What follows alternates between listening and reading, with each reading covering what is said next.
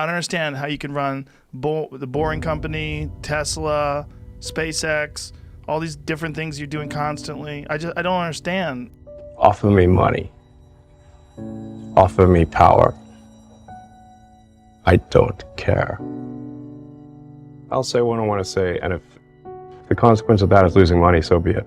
I've had a long career in multiple industries. If you list my sins, I sound like the worst person on earth. But if you put those against the things I've done right, it makes much more sense. SpaceX, Tesla, Neuralink, and Boring Company are philanthropy. If you say philanthropy is love of humanity, they are philanthropy. Tesla is accelerating sustainable energy. This is a love of philanthropy. SpaceX is trying to ensure the long-term survival of humanity with multi-planet species. This is love of humanity. Neuralink is to help solve brain injuries and existential risk with AI, love of humanity. Boring Company is trying to solve traffic, which is hell for most people, and that also is love of humanity. So what does super heart mean? Well, when my brother and I were starting our first company, instead of getting an apartment, we just rented a small office and we slept on the couch. And we showered at the YMCA. And we're so hot up, we had just one computer. So the website was up during the day, and I was coding at night, 7 days a week, all the time. So briefly, I had a girlfriend in that period, and in order to be with me, she had to sleep in the office. So work hard, like every waking hour. That's the thing I would say. Autonomy is an insanely fundamental breakthrough, and no one is even close to Tesla.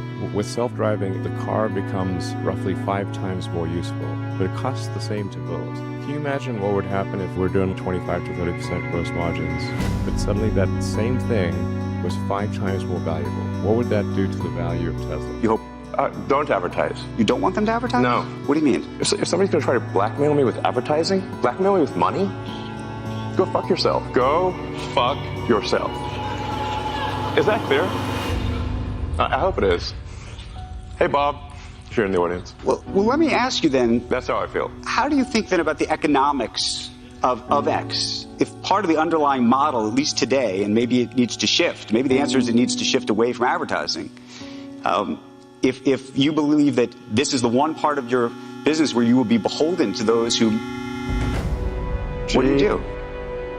What's your source of belief in situations like this? When the engineering problem is so difficult, there's a lot of experts, many of whom you admire, who have failed in the past. Yes. And a lot of people, a lot of experts, maybe journalists, all the kind of, the public in general have a lot of doubt about whether it's possible. And you yourself know that even if it's a non-null set, non-empty set of success, it's still unlikely or very difficult.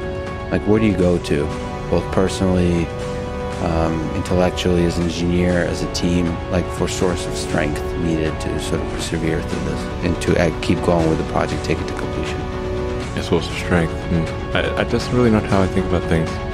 For me, it's simply this is something that is important to get done, and we should just keep doing it or die trying. And I don't need a source of strength. So quitting is not even like...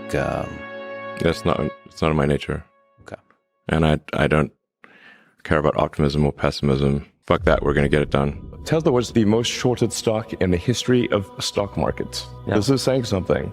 This was affecting our ability to hire people. It was affecting our ability to sell cars. Yeah, it was terrible. They wanted Tesla to die so bad they could taste it. One of the biggest mistakes people generally make, and I'm guilty of it too, is wishful thinking. You want something to be true, even if it isn't true. You ignore the real truth because of what you want to be true. This is a very difficult trap to avoid. And like I said, it's certainly one that I find myself in having problems with. But if you just take that approach of you're always to some degree wrong, and your goal is to be less wrong, then there's also the Optimus program, which is our humanoid robot, where we'll leverage our manufacturing expertise and the intelligence we've developed for self-driving to have a useful humanoid robot. The economy is fundamentally GDP per capita times capita. If you no longer have a constraint on capita because of a useful humanoid robot, it is not clear that there's any limit to the size of the economy. And these things will actually happen. At this point, I think I know more about manufacturing than anyone currently alive on Earth. Breathe out. Yeah. I can tell you how every damn part in that car is made. I would encourage you to take risks now. Do something bold. You won't regret it. Thank you.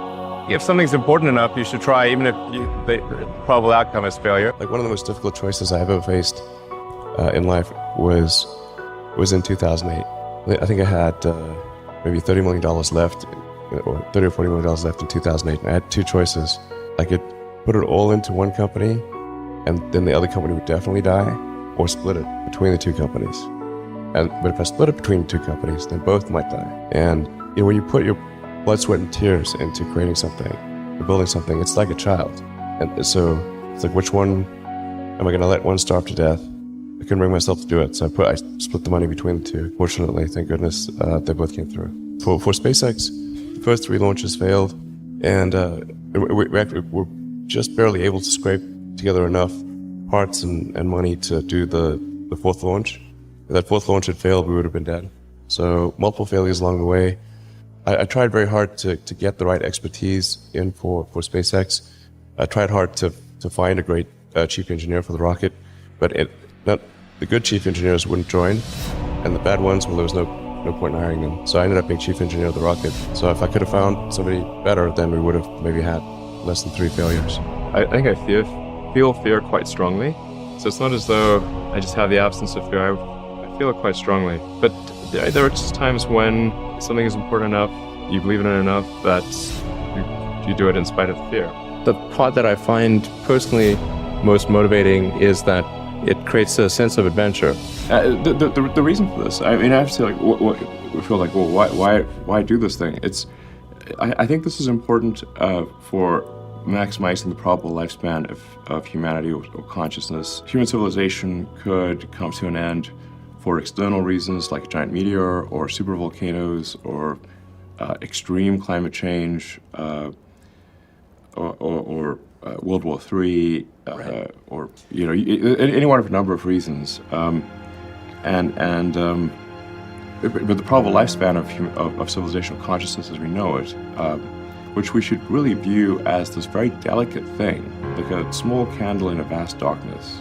That is what appears to be the case. We're in this vast darkness of space, and there's this little candle of consciousness that's only really come about after 4.5 billion years. Yeah. And it could just go out. I think that's powerful, and I think a lot of people will be inspired by that vision.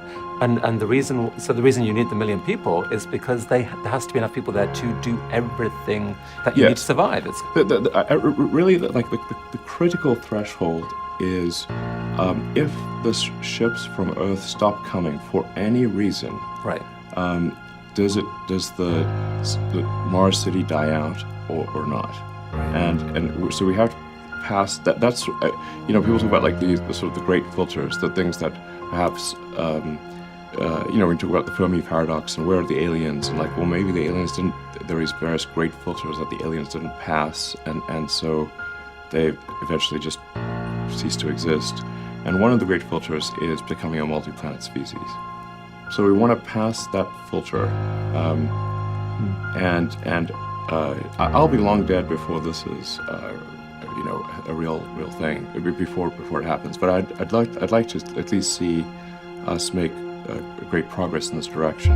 Given how tortured the Earth is right now, how much we're beating each other up, shouldn't there be discussions going on with everyone who is dreaming about Mars to try to say, we've got a once in a civilization's chance to make some new rules here? Should someone be trying to lead those discussions to figure out what it means for this to be the people of Mars' city? Well, I think ultimately this will be up to the people of Mars to decide how they want to rethink society. Yet there's certainly risk there, and hopefully the people of Mars will be more enlightened and will not fight amongst each other too much. I have some recommendations, but which people of Mars may choose to listen to or not. I would advocate for more of a direct democracy, not a representative democracy, and laws that are short enough for people to understand, and where it is harder to create laws than to get rid of them.